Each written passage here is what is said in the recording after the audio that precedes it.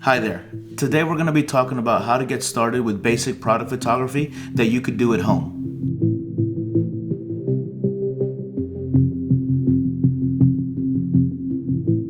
If you're on a budget and you're just getting started out with product photography, I'm going to share 3 tips with you guys that's going to get you started shooting your own product photos or shooting product photography for clients. So grab your camera and let's dive in. Oh, by the way, stay tuned all the way to the end of this video, and I'm going to show you a extra pro tip that is going to save you a little bit of time and your clients are going to love. Everything that I'm using in this video to help me create these photos, I've linked down in the description. If you have any specific questions about any of the products that I'm using, feel free to leave me a comment and I can talk to you about it or my experience with them. There are some things that are better options that are a little bit less expensive, some things that are a little bit more expensive, but if you're looking for just the basics and you just want to get started, please leave me a comment. I'll walk you through some of the bare bones 101 product photography stuff that you need for your home studio. Number 1, lighting. Proper lighting is crucial for product photography because it can really make or break your photos. A good rule of thumb is to use artificial diffuse light or natural diffuse light. Artificial diffuse light, you want to keep in mind that you want to be able to control the artificial light by either lowering its intensity or increasing its intensity, also changing the temperature of that artificial light to match your surroundings. When it comes to natural diffuse light, you want to shoot next to a window where you have the ability to either open or close the blinds, or you want to be able to put a diffuser in front of it. A diffuser could be a curtain, or it could be as simple as shutting or closing the blinds. Try to stay away from fluorescent bulbs. I personally like to use LED bulbs and anything that I have that's lighting that's a fixed light that I can't control, and increasing or decreasing the diffusion of it by adding more diffusion in front of it or adding it as a light that bounces off of a ceiling or bouncing off of a card or a card stock. Number 2, composition. So when you're dealing with product photography, you want to keep the basics of composition in mind. Now, if you have a little bit of knowledge with photography and you've worked with photography for a little while, you understand composition. The basics when it comes to product photography are no different than standard photography when you're doing street photography or when you're doing any kind of portrait photography. When it comes to product photography, I like to use the rule of thirds, which we're all familiar with, where you set where you divide up your screen into 9 equal blocks, and then you place your product or your subject in one of the points of the product photography. The lower right hand or the lower left hand side is also coincides with the golden ratio that everybody likes to work with, or that photographers seem to really favor. The golden ratio is something that I always keep in mind when I'm composing a shot, but in a simpler way to do it is just to use the basic rule of thirds. The golden ratio, it's not necessarily too advanced, but you want to keep in mind to what you want to do is you want to have leading lines, in a sense, pointing to the subject in that lower third, the corner thirds of the image. Something that you can do on your camera or that you can do on your phone is automatically set those the rule of thirds grids to be always visible. It's something that I do on every camera that I have. Now, something that I do want to say about anything that you consider to be the rule of photography, it's okay to break those rules of photography, but you first have to basically understand the rules of composition or the rule of thirds, anything that has a rule or the law. Have a good grasp and understanding of what those are, and then you can start experimenting on breaking those rules, because it'll do it with intention, I guess is what I'm trying to say. Use your creativity to the max, but having a basic foundation and understanding of photography rules, principles, laws, and all of these buzzwords that are in front of these techniques. Before you break them, you got to know them. Keep that in mind. Also, don't forget to hit the subscribe button if I'm providing any kind of value, or if you are interested in learning more about getting started with product photography, especially if it's starting to become your side income, or you're interested in developing this side hustle or monetizing your gear. So the goal of using these composition tricks or these composition rules is to showcase the product or the subject in its most flattering angles. So consider shooting something down a little bit lower below its horizon, upwards, to give it a sense of power or importance. Psychologically, it does that by when you're looking at something up higher, it's a higher status. It's just a psychological trick. The same thing goes when you're looking at things down at a lower angle. When when a camera is pointed a little bit higher, you get the perspective of an adult talking to a child, which the adult is the authority. So, for instance, right here, I have the camera set almost at eye level because you and I'm talking to you as you were my equal. If I were to put the camera above me or lower than me, it would give a different psychological effect. The same thing comes with still life photography, so keep that in mind. But also, don't be afraid to shoot from the bottom, from the top, right at it. So experiment. Now that we have basic lighting and basic composition out of the way, let's talk about number 3. Number 3 is going to be your basic camera settings. For the camera settings, I usually shoot in AV, which is aperture priority. The f-stops that I like to shoot in between are f2 and f4.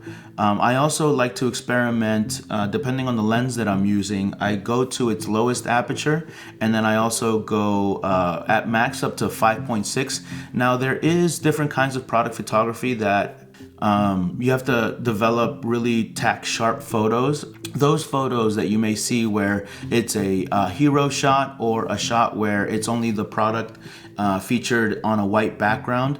A lot of those shots are developed using a technique called photo stacking, or focus stacking, some people may call it. All that is we'll say a series of 5 photos, just to keep the number easy. Those 5 photos are shot at the same f-stop, but you set the focus to manual and you shoot 5 photos at different focus planes. And then you take it into an editing software and you pile those photos on top of each other, giving you a really unique sense of depth of field and an incredibly sharp photo. It's not as hard as it sounds. It's a little bit more advanced in the scope of this video. If you're interested in learning about focus stacking or what I just mentioned, please let me know in the comments and I'll gladly make a quick video about that so you can practice it yourself. I've done 1 or 2 photos on my Instagram with photo stacking. Feel free to check it out. My Instagram handle is right here. If you're interested in getting a little bit of feedback from your product photography photos, I encourage you to leave your social media handles down in the description so we can all check them out. I'll check out some of them myself personally, and if you're interested in some constructive criticism, make sure to leave that comment along with your Instagram handle. And also, when you're asking for constructive criticism, don't be easily offended. A lot of people are at different levels of their photography game, and they might be more advanced than you, and they also might be a little bit more novice than you. But take all constructive criticism as constructive criticism. Nobody's attacking you. Just pat yourself on the shoulder for being bold enough and being brave enough to share your photography with the world. I do recall a while ago that I was really nervous about putting myself out on camera, on YouTube, or even sharing some of my images with people that around me because I was afraid of their criticism. Once I broke that barrier, I was able to gain some insightful knowledge from other people that were a little bit ahead of me in the game, and I was also able to learn from them. So don't be afraid to share your Instagram handle and receive some constructive criticism about your work. All right, so the product that we're going to be shooting today is something that I did, is a product that a client sent me a while back. It's from a brand called Candle Line. I'll link their Instagram here. They, to this day, they still use some of my product images for their promotional Instagram stories and their Instagram reels. And from time to time, they tag me in their posts. Feel free to check out their Instagram page or social media page, and you'll see some of my work that I did with them. I did some of their products on a white background, and I did a little bit of lifestyle photos for them. That's this product here. It is a candle, a scented candle made in the United States, brand named Candle Line. They sent me 3 candles, and they're the box that it comes in, a pretty cool box. But this is what we're going to be shooting today. I'm going to set it up near my bay windows that has 3 lights, 3 big windows, 3 bay windows next to it, and I get a lot of good natural light. We'll see. It's very overcast today, so we may have to use some artificial diffused light, but we'll walk through that process real quick. I want to share real quick something that I use to draw inspiration from, and actually I've gotten to the point where some clients reach out to you and they don't know anything about product photography, or they may be very new to the game, and instead of obviously you can help them out as much as you can, but you may also not have ideas, or they may have a product that may be very new or you haven't worked with.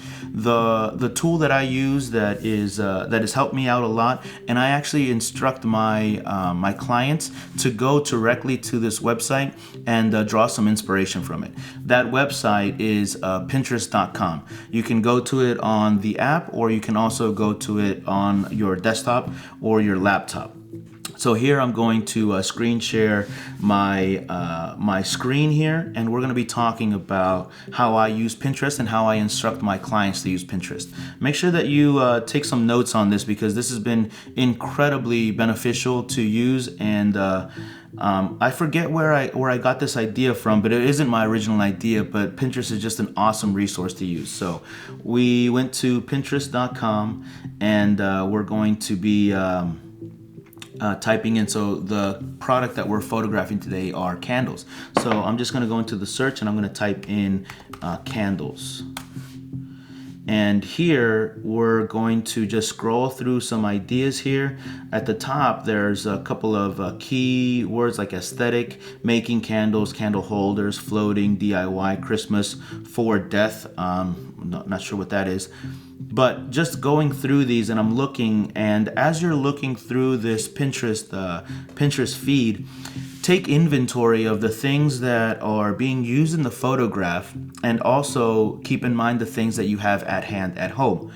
Some of the stuff that the client may come back with, they say, I want my images to look like this. Well, some images have, like this one here, it looks pretty simple, but there's a lot of candle holders here. Now, is this client going to provide those candle holders for you? Because their product might be just the candlesticks themselves. It goes for the other way as well. If their product is candle holders, but they don't provide candles, who's going to pay for that? Is that included in your pricing, or is the client going to provide them for you? Something to consider. If you don't have them and the client isn't providing them, you have to take into consideration how long it's going to take for you to source those props. So looking through this, I'm looking for something that looks similar to this, that has some wood coloring on it. I think this is probably bamboo is what it looks like, and it's neutral color. So I'm kind of looking at this guy over here, and as I'm taking inventory of the image and what I have at home, it looks like this has a lid, and it looks like the photo is right in center. It looks like some harsh light. I have some plants and some fake artificial plants that I can use to create those shadows. It looks like it's on a surface, and it looks like there's some texture here with this cloth. All of these things are pretty basic, and I think can be found almost in every single home. Coffee, spice. So as I'm taking inventory, even the simplest things like, do I have matches in my house? I don't know. I don't think so. But you could probably use I could probably use something like a one of those stick lighters, but I don't think it would give the same feel as an actual match. But this is a very simple product photo on a cream colored background, and you can notice here that on the back here, it looks like it is on a backdrop, one of those boards that is combined like this.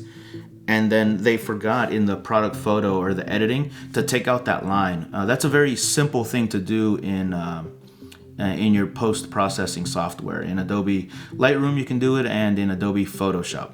So this is a cool photo here. Stuff with hands in them is really tricky, because hands are like a funny thing. If you don't have a proper hand model, or you don't have clean fingernails, or you're not as polished, it's not as polished, this is kind of a more difficult shot, because we don't want to have something unsightly in a customer's product photo. So using your own body parts is, you can do it, but just keep those things in mind. So for this, I like, here's an over-the-top shot right here. Looks like it's on a marble surface, and marble surfaces are you can get surfaces, and I'll show you a couple that we can do. So we can do some top-down shots like this, and then some leaves over here. You can get leaves from anywhere really, or you can just use fake plants, artificial plants, something that I have already in stock. This one's kind of cool, very rustic, but again, take inventory. Do you have everything that's in this photo? So I think I'm gonna go for something like, let me see. Yeah, I think I'm gonna do something like this here. It looks like there's a coffee mug. The coffee mug is on a coaster. So the things that we're gonna need is a coffee mug, a coaster, a fake plant, sticks, whatever, wheat. I think that looks like wheat there. I don't have wheat specifically, but we'll see if we can recreate this. So keep this photo in mind as we build out the this little scene here. Yeah, so I don't want to take too much into the Pinterest, but if you get a brand that has something that you've never seen before, or that you're trying to draw inspiration from, Pinterest is the tip that is incredibly useful. And send your clients there to gain some ideas, create a mood board, send it your way, and then it could help them decide on colors or specific brand ideas to see if it's on message with the message that they're trying to deliver with their brand.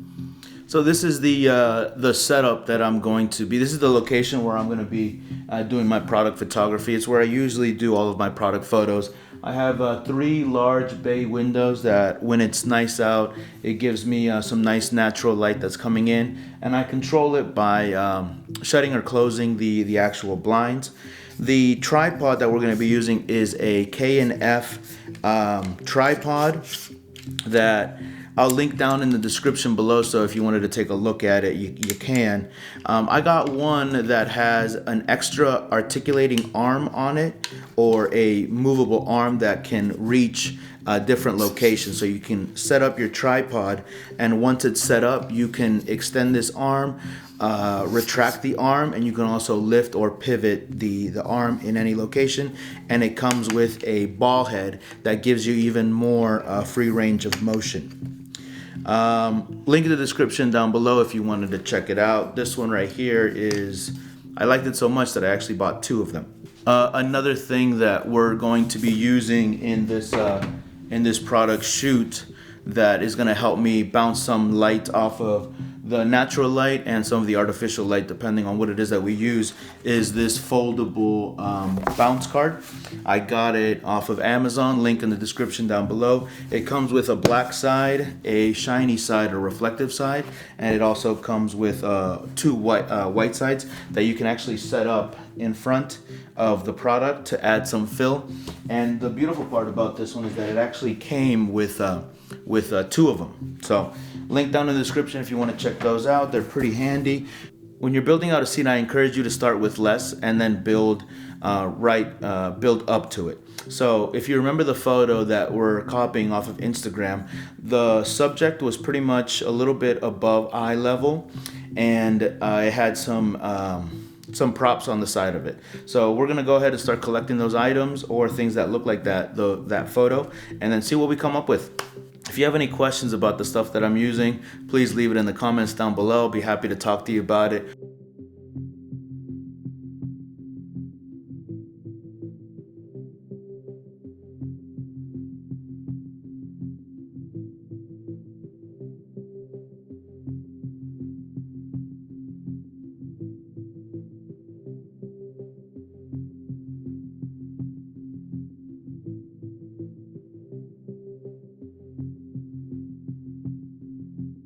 One thing that I'm doing here with the camera is I'm looking at the image, and the image on the Pinterest website is taller than it is wider. So I'm switching the camera orientation from horizontal to vertical. And I'm always keeping in mind, I have the settings set up on my camera so that you have the leveler, the automatic leveler, and I try to keep the leveler as level as possible. And it's something that I learned a little bit further down in my product photography career, is that it's easier to get that level done in camera than it is to get it in post, because what happens in post, depending on the focal length that you're using, you can add a little bit of some odd distortion if you're not careful. And the distortion, some of it can be corrected in post, but it's always easier just to take care of it in camera. So I always set up the camera either in landscape or portrait mode, but I always have that leveler automatically set or adjusted to be as level as physically possible. This is probably the closest thing that I could find that is closest to the actual thing that's in the image. Some neutral colors that match the actual plant, or not the plant. The fake flowers match the product.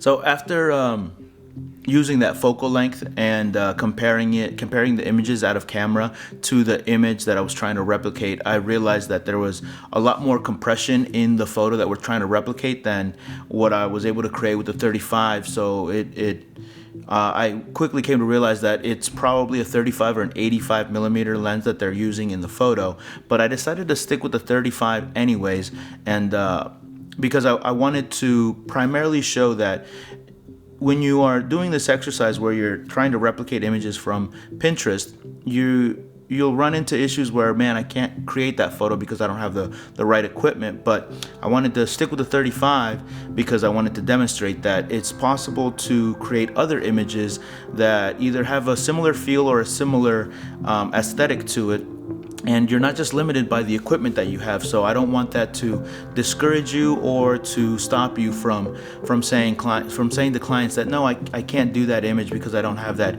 85 millimeter 1.2 or that 85 millimeter macro lens or the 100 macro lens.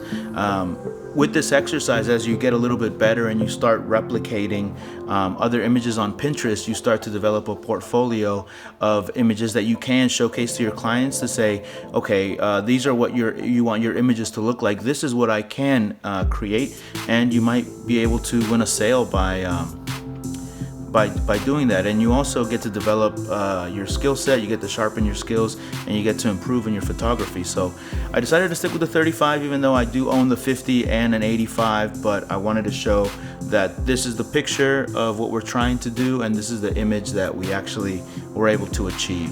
So I hope that you guys like this quick little exercise. I don't want this video to drag on, but you did get to see some of the stuff that I was using, and yeah, I hope that you enjoyed that. If you have any questions, please leave it in the comments down below. I'll be sure to get to them as soon as I can.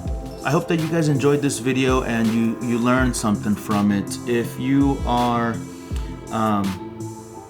enjoyed this video, please go ahead and give it a thumbs up. Subscribe to my YouTube channel, and I'll see you on the next one. All right. Adios.